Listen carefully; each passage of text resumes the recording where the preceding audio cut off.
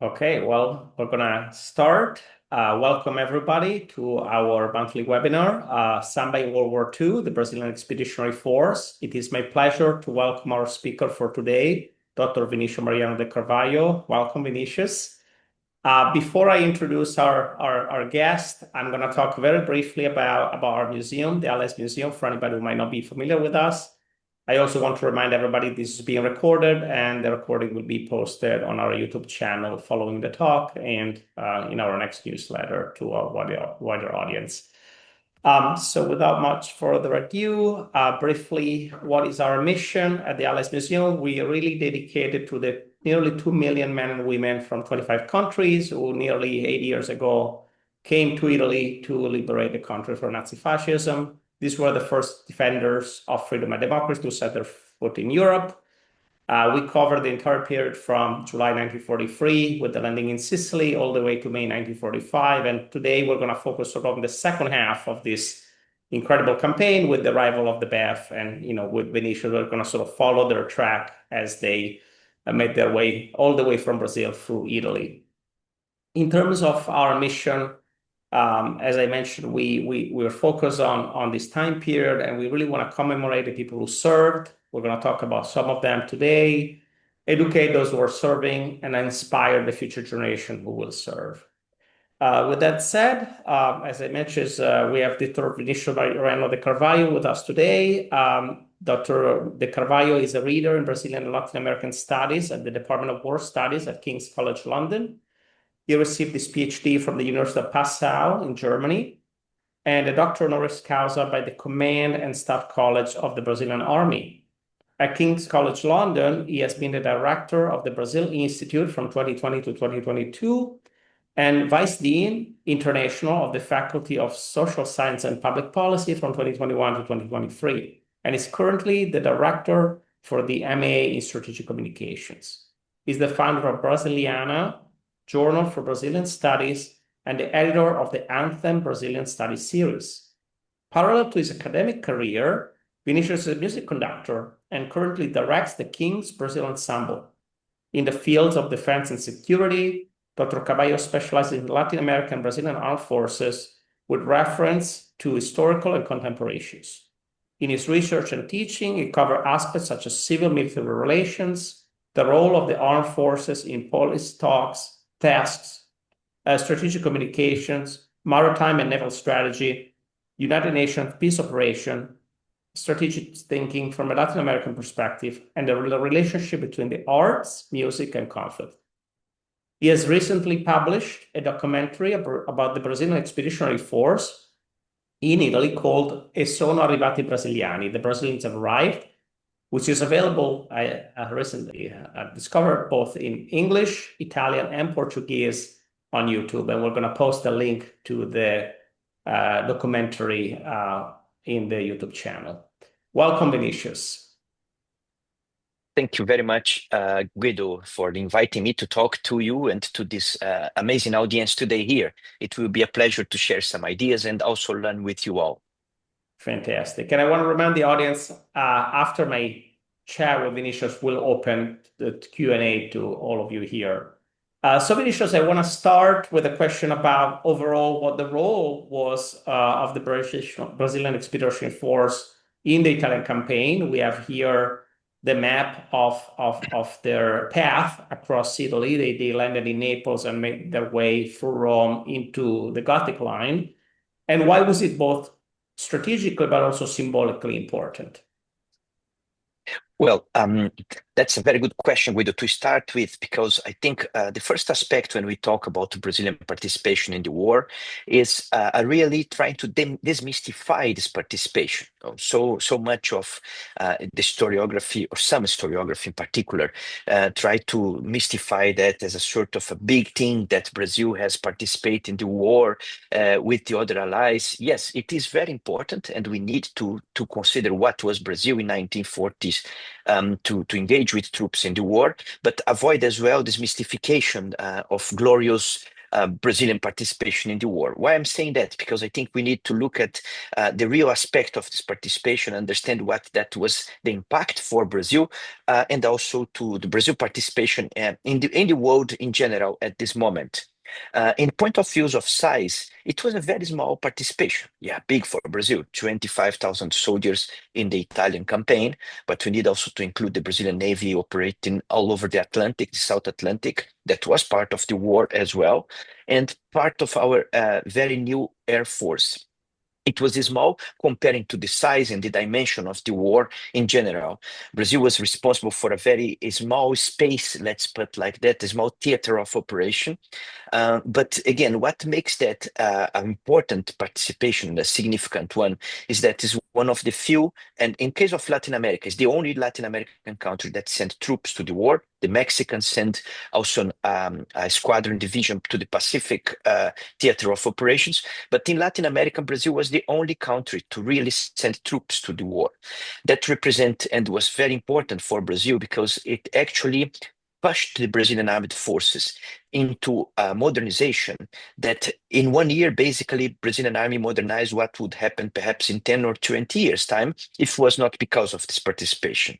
So this modernization in terms of doctrines, in terms of tactics, in terms even of the ideas of relationship among troops. That's one important point of this participation, this impact. The second one is Brazilian being projected as a global player in general. So the fact that Brazil sent troops to fight in this war actually put Brazil in the evidence in the concert of the nations and make the country at least more present in the world, especially after the end of the war. In terms of the operations of Brazil in Italy, as I said, it's a small participation. Someone could say that was, well, like tactical victories. But again, it is thanks to the contribution of these very plurinational forces, especially those that were fighting in Italy, the Fifth Army, breaking the Gothic line, together with this multicultural army that was there. It was an important participation. It is a troop that has been deployed for almost 1 year without recompletements, without really releases of troops. Troops that arrived with very poor and little training and very immediately were thrown into the battlefields that get basically training already in combat. So the bravery and the sense of professionality that the soldiers demonstrate there, it's again a good example of this Brazilian participation in the war. So this small tactical victories that Brazil gained and also lose. It's important to say during this period, it's important tactical with very interesting strategic impacts for the country in general. That's I think would summarize more or less what we see here. Just another point about that, the sense of modernization that it brought to Brazilian armed forces. The participation in the war demonstrate very clearly that the intentions of Brazil were much bigger than the capabilities in that moment. No, in the first stage of these negotiations of Brazil going to the war was talked about 3 divisions to be sent to the theater of operations. And in the end, Brazil managed to send one single division to there due to limitations on recruitment, due to the limitations of resources to prepare, train, and deploy these troops abroad. So it was a great learning for Brazilian military what it means to fight a big war or a professional war, let's put in these terms. Thank you, Vinicius. And moving to one of the main themes of our talk today, which is the culture of Brazil and the music that they brought to the front. How did samba and other musical tradition reflect the cultural identity of the BEF during World War II? And in what ways did this musical expression shape how Brazilian soldiers saw themselves abroad? And we can sort of see here in the picture the soldiers playing in Italy in the spring of 45. Yeah, that's a question that starts directly my research, Guido, and thanks for bringing that. As everyone knows, Brazil musical expressions and cultural production is huge and known worldwide. Already in the period of the war and before the war, Brazilian musicians were known around the world because of the quality of the Brazilian music. We had some years before the war a very famous Brazilian composer called Pixinguinha from Rio de Janeiro, who performed a lot of samba, choros. Choro is a Brazilian genre, urban sort of samba.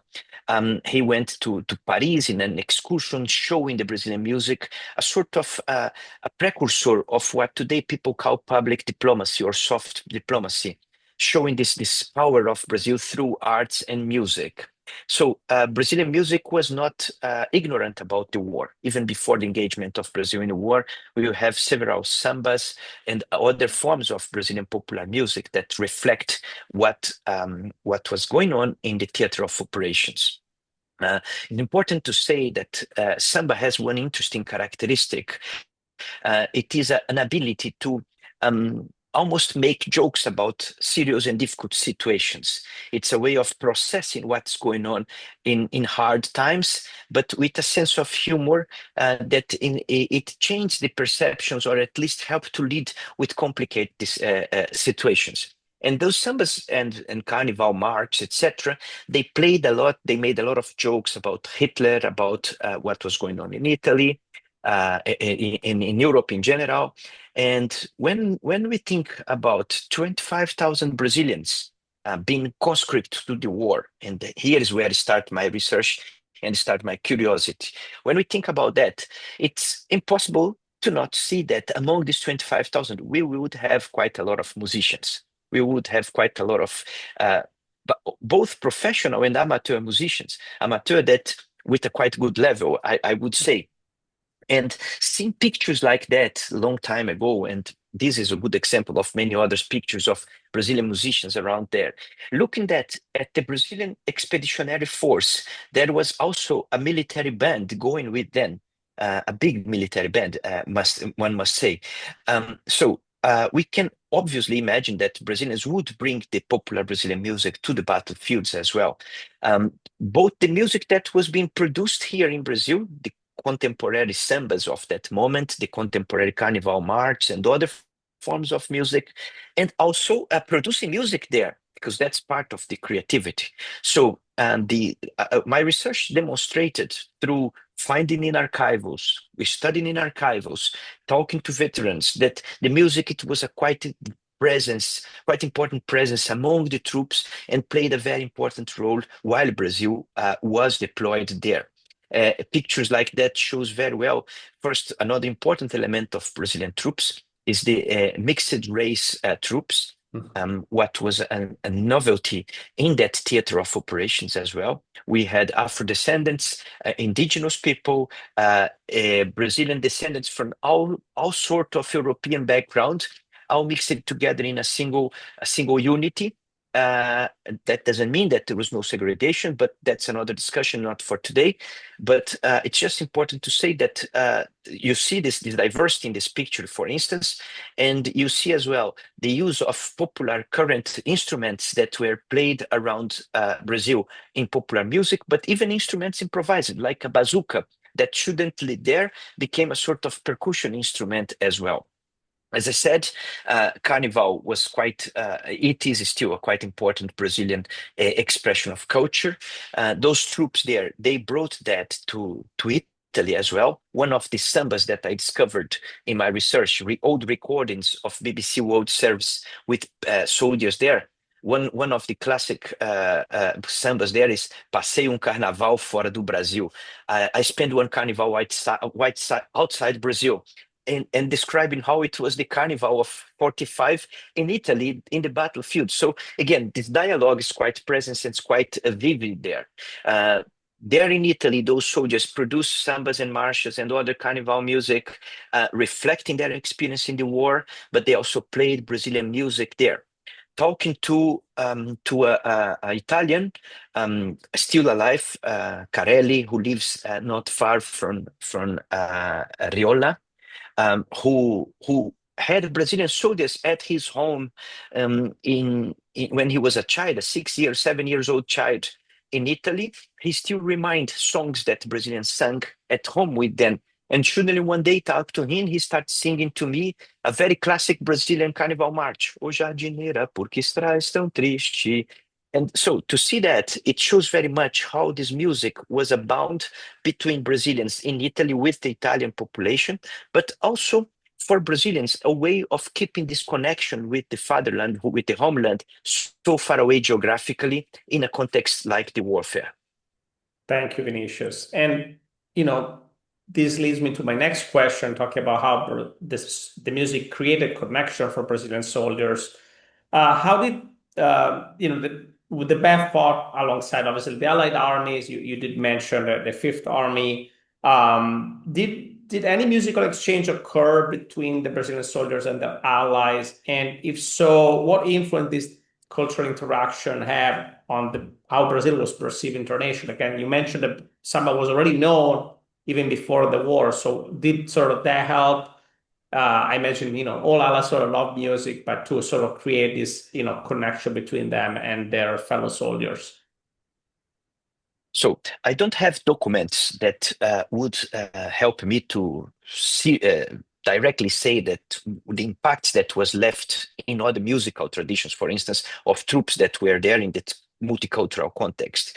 What we can infer based on documents that we find, registers, etc., is that the Brazilian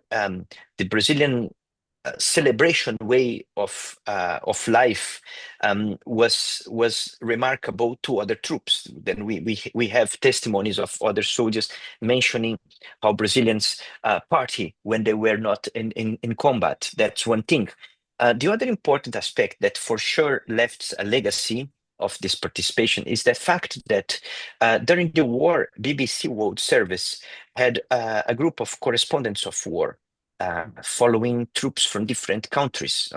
Among the Brazilians, we had one, Francis Hallowell, known as Chico da BBC, a Brazilian-British citizen who was chosen to follow the Brazilians during the war, recording and broadcasting from the battlefields to London and then from London to Brazil. So Francis Hallowell had an equipment for recording discos, these glass discs that were then broadcast from Roma to London and from London to Brazil. And within this broadcasts, he recorded quite a lot of entertainment programs done by Brazilian soldiers. There was a part of the Brazilian Expeditionary Force called the Serviço Especial, the special service, that were responsible for the entertainment of the troops and the morale of the groups. They organized shows, they organized karaoke's, they organized the performing of the military bands divided in groups to go in different parts of the front. And with this work, playing Brazilian music to the troops, but also showing the new music produced by the Brazilians. So for sure, this aspect of having these recordings done by BBC also helped to show the world and show BBC this musical production of Brazil. So this is the important impact to keep in mind here.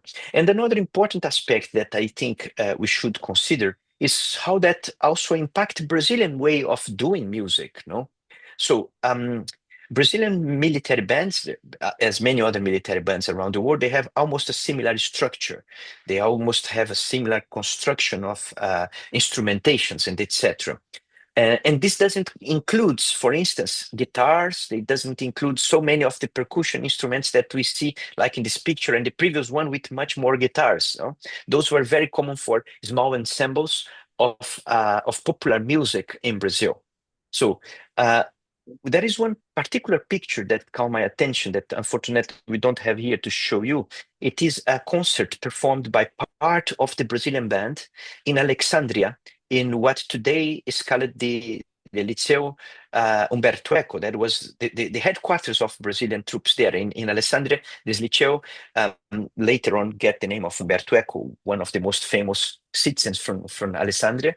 But there is a band in the form with the instrumentation and even the aesthetics of showing like an American big band of jazz. So we can see as well that there is a sort of dialogue here in the same way that Brazilians bring this amount of guitars, this amount of percussion instruments not so familiar for traditional military bands, they also incorporated some sort of statics of big bands from US bands as well. So this is it's remarkable to see this dialogue. So this exchange of experiences, they happen both in the military side with the so many new techniques, tactics, and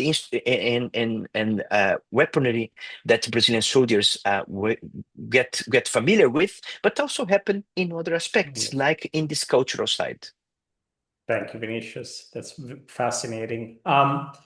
Moving on to how the BEF was perceived in Brazil at the time and also afterwards, right? So, as you mentioned, this was maybe for the overall Allied effort a small participation, right? One division in the global war, but for Brazil, it was very impactful, both during and after.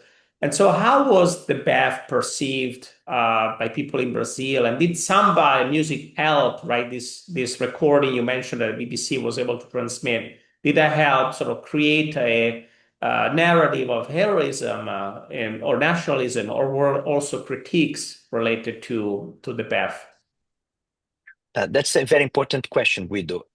So because of first of all, the practical delays of Brazil deploying to Italy among Brazilians, and especially those critical to the engagement of Brazil in the war, there was quite a lot of criticism, and some of the veterans, when they went back from the end of the war, they complained the way that many Brazilians received them, some saying that, well, they went just to do tourism in Italy, they actually didn't fight, that was not so hard, you see, they get good food there, they really didn't engage in the war as was depicted here. So this narrative was there, competing with other narratives that were trying to demonstrate how important was that for Brazil.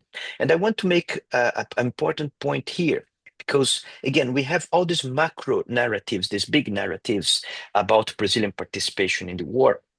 But we shall never forget I call that the micro narratives, those one of the single soldiers that came back and need to deal with post-traumatic stress disorder, that need to deal with traumas of this experience and didn't have the proper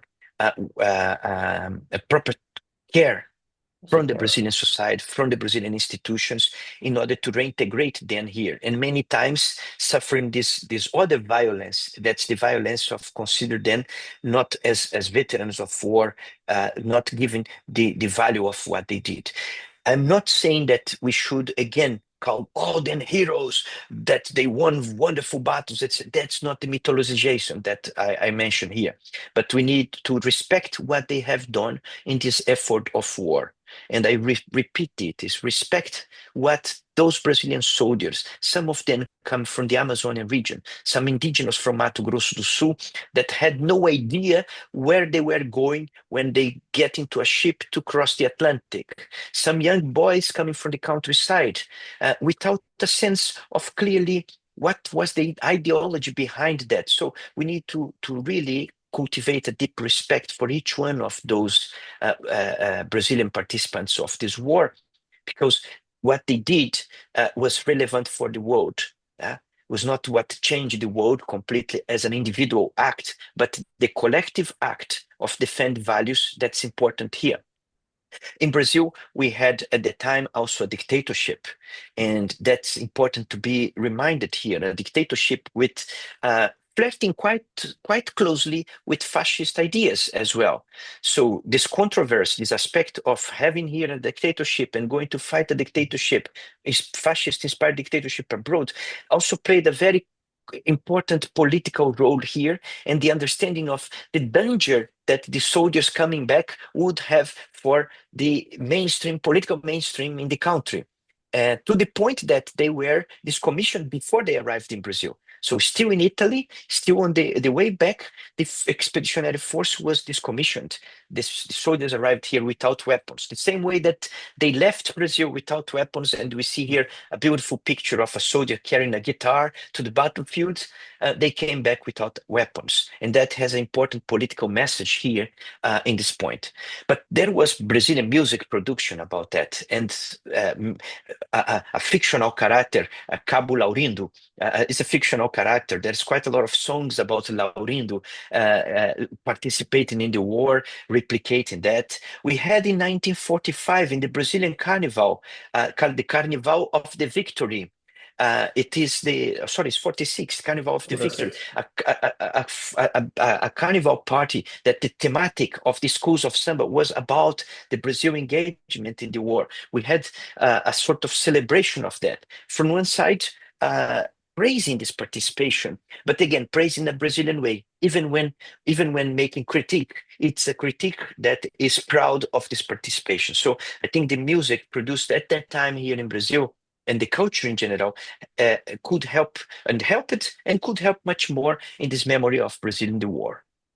Thank you, Vinicius. Very, very fascinating. And this leads to my last question, and I'm going to open to the audience. We see here, again, the overall route and some of the stats. And I apologize if it is very small, but again, we'll make the slides available afterwards. You're obviously, as I mentioned, both a scholar and a conductor. How do you see the role of music, especially Samba, as an historical source to look into what these 25,000 Brazilians did during their time in Italy? You mentioned the records from BBC as a source, other archives, and obviously there were the compositions that the Brazilian soldier did in the front. As you mentioned, many were professional musicians that have been drafted across the many type of profession that people came from. What does this tell us about the experience of the Brazilian soldiers, and maybe in a way that traditional military records cannot? Good. Guido, I will expand this question to not only music, but to arts in general. And that's the topic of the book that I'm coming to conclude very soon. I hope this year still, on the art produced by the Brazilian soldiers in the war, literature, music, and drawings. So we know today about the Trojan Wars. It is more because of a piece of literature and fiction than because of historical archives. Let's put like that. So many wars of the antiquity, basically, they survived much more in artistic registers than in other forms of registers. Our consciousness about historiography, and especially a documented historiography that cares for archives, etc., it's a result of a development of an academic field called historiography, archaeology, what gives us quite a lot of lights and insights and understandings of many things in the past. But again, we always come back to the arts because in the arts, we don't have probably a precise description, a documented information about what was a war, but we have a register of how the human spirit vivid that. Art allows us to, in a very sympathetic way, incorporate what was the experience of the other. Reading a fiction, a poem, watching a piece of art, performing or listening a music, I am actually engaging myself, my own being, with the event that I am seeing, listening, or singing or performing. So I am embodying that as well. That is sympathy. Literally means that to feel in our own spirit, in our own body, what the other felt. And I think in the case of war, especially the experience of the soldiers there is no words that we can fit them that will give the sense of what they lived. In this sense, for me, the arts of war, is a sort of a gate, it's a sort of a portal in which we can enter and understand what was the experience of war for that human beings that were there. What was the experience that they lived? and what is the impact that it left for them as human beings. Consequently, what are the impacts for that for us as human beings in general? Historiography is very important. We need to keep insisting and teaching that in schools, in going for more research. We need to dig more in archives and see documents that will give us the intellectual or the formal narratives of what happened and the reasons. But the art shows us the other side that this rational narrative cannot give. No, that sort of gaps of understanding that will be enlightened by this art and by this music. There is one event here that it's one of the biggest battles of the Brazil in this war is the Monte Castelo battle. Monte Castelo is important for Brazilians. It's a small hill almost in the border between Emilia-Romagna and Toscana, in a very specific position that tactically is fundamental. From there, from the top of that hill, you can see the route, the I think is the 64.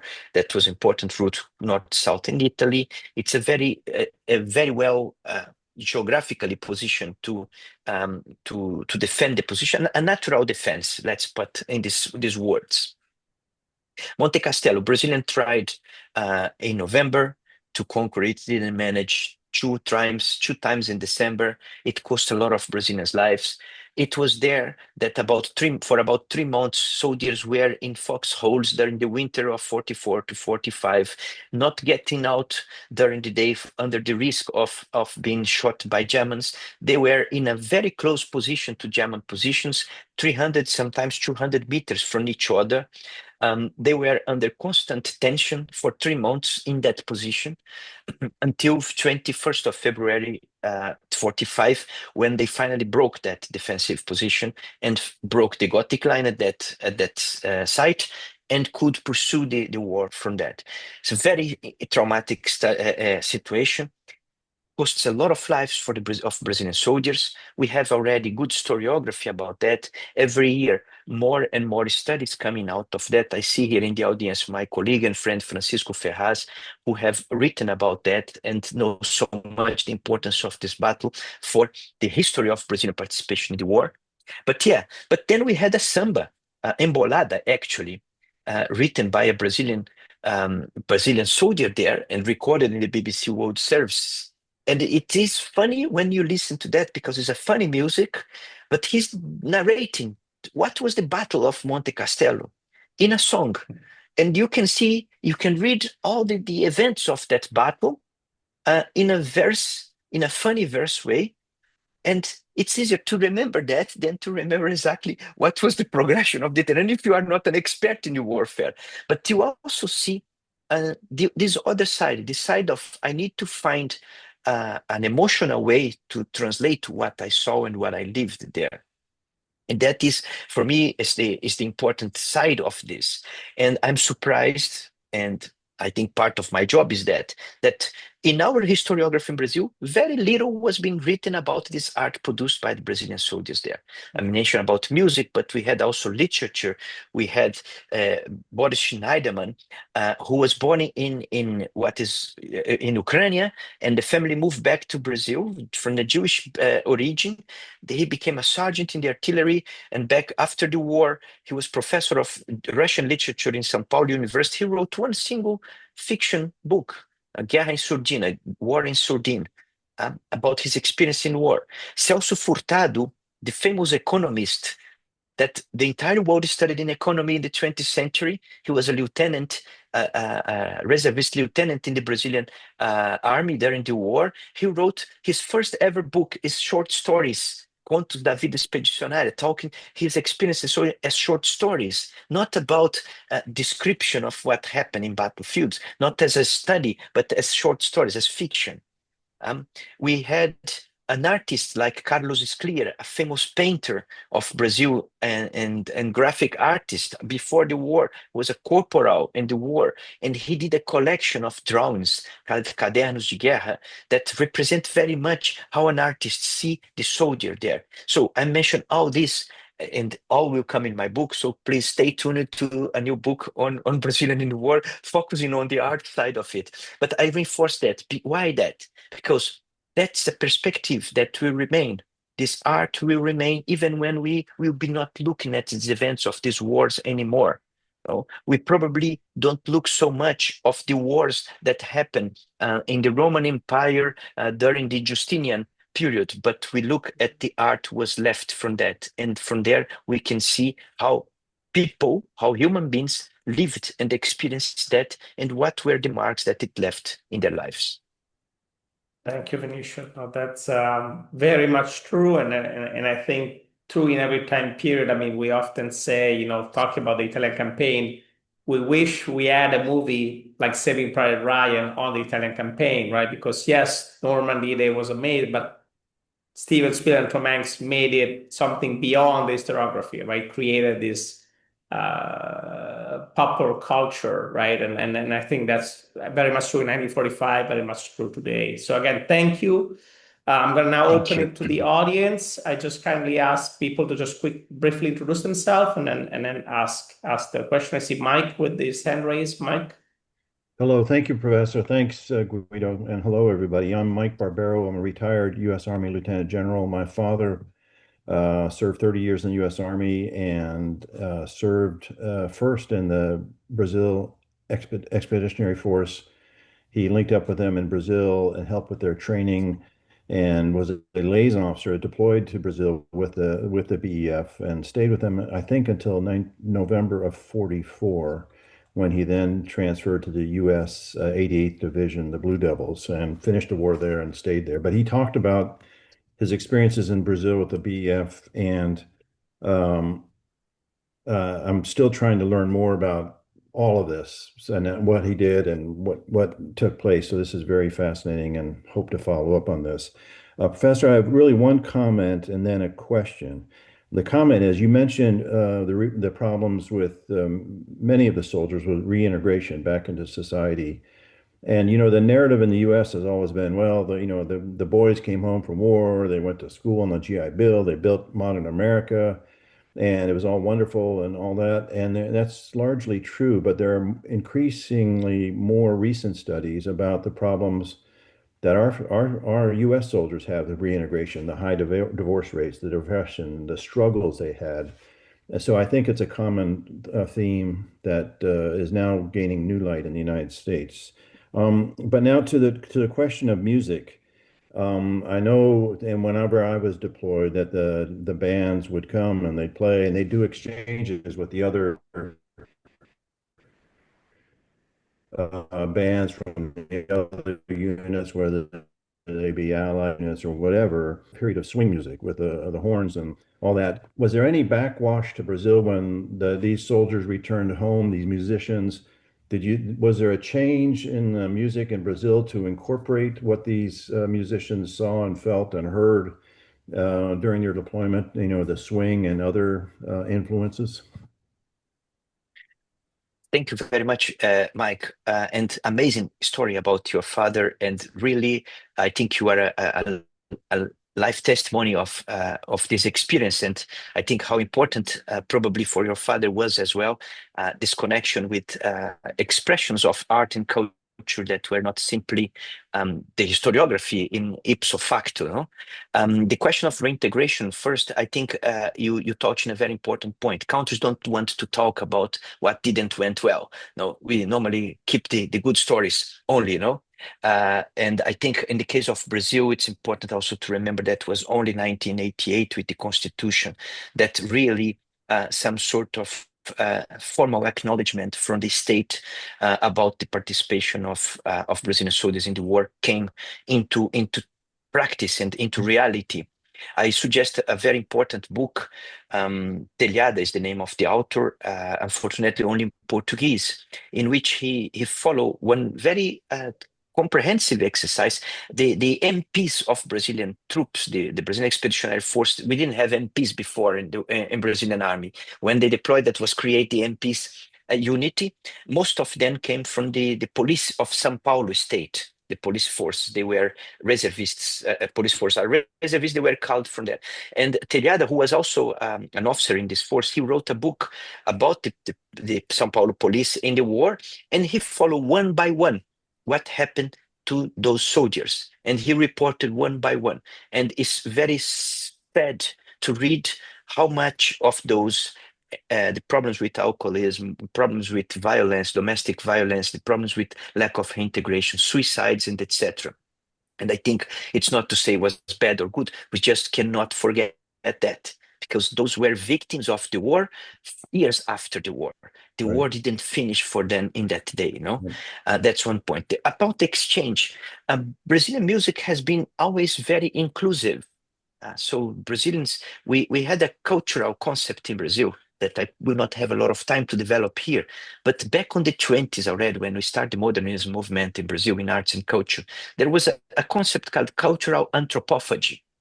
That means basically that as we had anthropophagus, indigenous cannibals that ate other to get their strength, the Brazilian culture was a little bit like that. Took everything and made it Brazilian. So to the point that you don't see anymore what is from where, because that's become Brazilian. So Brazilian music, it's full of this process of assimilation. It's violent process. It's not, oh, very nice, let's incorporate it. It has some violence involved on that, but again, we don't have time to develop further that. But it's just the sense of this incorporation happened there. We start to see this from the Paraguayan War. I have a book about Brazilian music in the Paraguayan War in the 19th century. So if you see the list of the bands, the instruments that were allowed to go. And then we start to see pictures and paintings, say, well, there is other instruments here. Saxophones were not part of the composition of the bands, but shouldn't they start to appear there? So these groups, they merge that. This picture I mentioned to you on the Alexandria party there, no? There is a guy with a banjo. Right. Yeah, we had quite a lot of string instruments in Brazil, but banjo is not referred as more common. So you can see already here some sort of relation with big bands, American big bands that they probably were listening to there. But when it comes to Brazil, then forget about that. That's our Brazilian. That's the point that I want to make here. And this exchange is what also makes Brazilian music so rich, because it's constantly and continuously reinventing itself. To give an example, far in time, back in the 60s, we had a famous Brazilian singer and songwriter called Jackson do Pandeiro. Already the name is funny, Jackson. It's a very American name, do pandeiro, of the tambourine. And he wrote a samba called Eu só boto bebop no meu samba quando o tio Sam tocar o tamborim. So he plays with bebop coming to the samba, and it's a very beautiful samba mixing bebop rhythm with samba rhythm, showing how much this interaction happens. I think that helped answers your question, Mike. Thank you. Thank you very much. Thank you, Mike. Thank you, Vinicius. Anyone else has a question for Vinicius? Francisco? Well, congratulations for your speech. And Francisco, I am missing your sound here. Academic interest about not only Brazilian Expeditionary Force. Yeah, go ahead. Can you hear me? Yes. My internet is not stable, but in last 2 decades, there was a kind of boom of Brazilian publications and written works about the Brazilian participation in the Second World War. I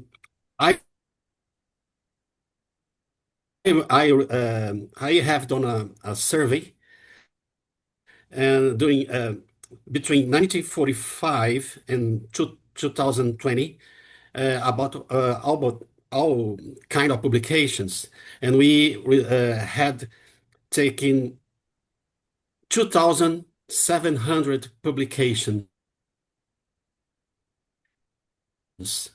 about Brazilian participation in the Second War in all subjects. But about 80% of such publications were written and published during the last 20 years. It means that there was a kind of forgotten area about the Brazilian studies in the Second World War, in Brazilian studies in the Brazilian participation in the Second World War. In your opinion, Vinicius, what happened?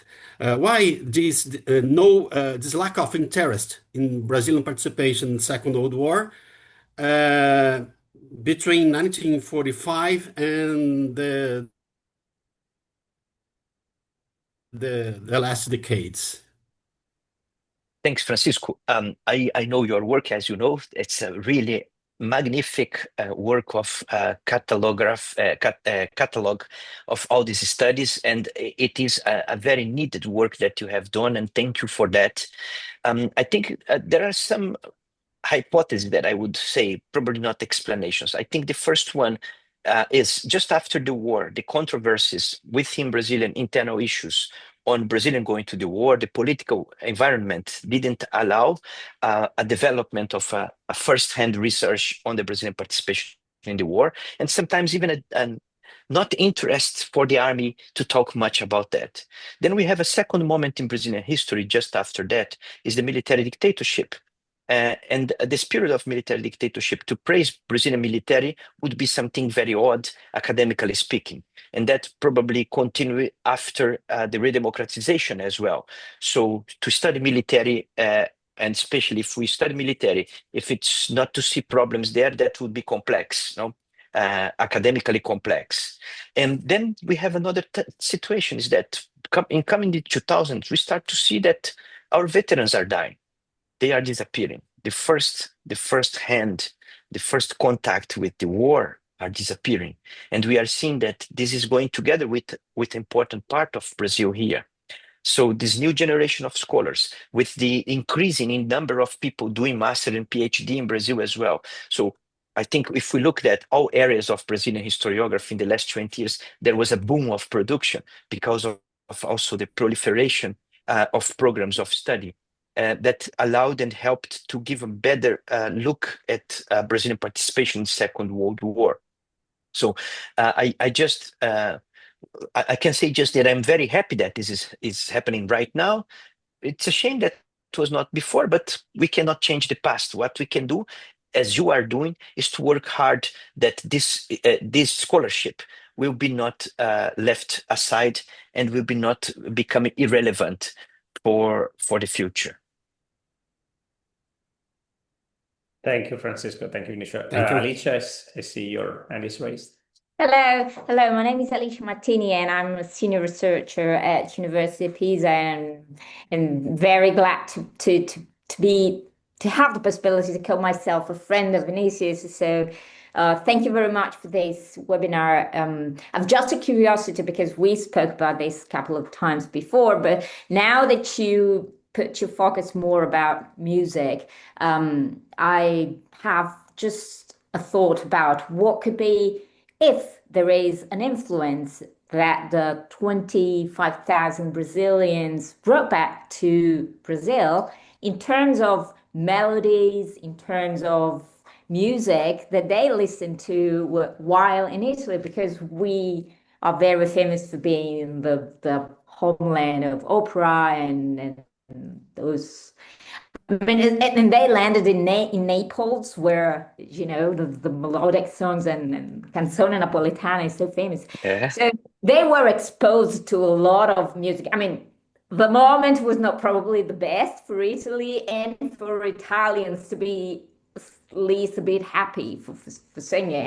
And we know that the regime actually controlled also music, and there was a lot of stereotypes in songs. But if you have anything that you can tell us about the reverse influence. Good. Thank you. Alice, thank you so much for your talk. As Alice said, we are good friends and collaborators in Pisa University. 2 weeks ago, I was showing the documentary there for the community in Pisa, and Alicia was there also commenting, discussing with us about the presence of Brazilians in this campaign in Italy. So we can say that Alicia is also part of this community of researchers that are looking at Brazilians in the war now. Your question is very nice. The first influence, it is in language. So when we look at some of the sambas produced by Brazilian in the war, we start to have incorporation of Italian words there. So we don't talk about Apennines, but we talk about Tedeschi. There are verses like Tedeschi portare via, very common Italian words that came. Brazilians don't talk about medo, fear. They talk about paura, what's a word that doesn't exist in Portuguese. And so interesting that the word for fear, they didn't use their own language. They use paura. So that's also very symbolic here. So in the language, it came very much. And in the music, there is one episode that I didn't mention, but I think it's worth to say. We had also a squadron of fighters from the Air Force there, Santa Pua. They were in Italy. They were close to Pisa. Actually, their headquarters was in Pisa. There is quite a lot of memorial sites there in Pisa of the Brazilian Air Force. One of the pilots, called Danilo, he was shot. His plane was shot, and he managed to parachute and fall far beyond the enemy lines. And he was disappeared for a couple of months. And all the friends, all the other thinking that either he was captured or dead, but we can only know that after the war. And then one day they are in the base, they are in Pisa, and suddenly Danilo come walking into the base. And then he tells the story what happened to him. He did just the opposite of he was instructed to do in the training to escape. He disguised himself as local population. He walked through the Germans' positions, disguised as an Italian. So it was a really a very interesting epopeic moment of this lieutenant. Then the soldiers there together, the officers of the Air Force, they create the Opera do Danilo. They made a pastiche opera using a lot of songs from the classic Italian operas, from Verdi, from Puccini, and they put famous areas, they put lyrics telling the story of Danilo, mixing that with Brazilian sambas, with Brazilian marches as well, writing things together. So it's a fantastic pastiche, opera pastiche, that you get melodies from many Italian popular songs, folk songs, of operas with Brazilian song to tell the adventures of Danilo, how he managed to escape from being shot and return to the Brazilian base. But it's a fantastic material that we have had some people that wrote about that. This is people sing parts of it in the Air Force until today, but it deserves a very good performance, a really proper, a proper mise en oeuvre of this fantastic pastiche opera. Good. Thank you. Thank you very much. Thank you, Alicia. Thank you, Vinicius. We have a couple more minutes. I don't know if there's any other questions. And Guido, I should say as well that my research in this topic focused very much on the Brazilian Expeditionary Force, the Army particularly. I haven't yet written anything about the Air Force. That is also a fantastic collection of anecdotes about music and art in general, neither about the Navy. So as the Navy stayed in the South Atlantic, conducting the war here, I haven't done any research about what has been produced, because for sure it has been produced, art and music reflecting upon that. Yeah, no, and I mean, just to add to your point earlier, like, they produced this as a way at the front to interpret what they were experiencing. We have seen this across all allied countries, right? So we've seen South African painters painting the campaign, British, like this is true for, I mean, again, it makes me think that would be an amazing exhibit to just sort of bring all of the artistic production from the campaign from every country, because you would really see how you had, sort of this human experience that interpreted through Samba and many other forms. We have already an idea for the Allies Museum exhibition, exactly. And I will be very happy in helping the curation of it. I know. Excellent. Well, if there are no other questions, I want to thank you again, Vinicius, for giving this wonderful talk today. As I mentioned, we're going to post the link to the documentary, and also, once the book is available, I will make sure to notify everybody. Read our newsletter. Thank you, everybody, for joining. We're going to post the link to this afterwards in our YouTube channel. Thank you so much. Bye. Thank you. Thank you very much. Thank you. Bye-bye. Bye.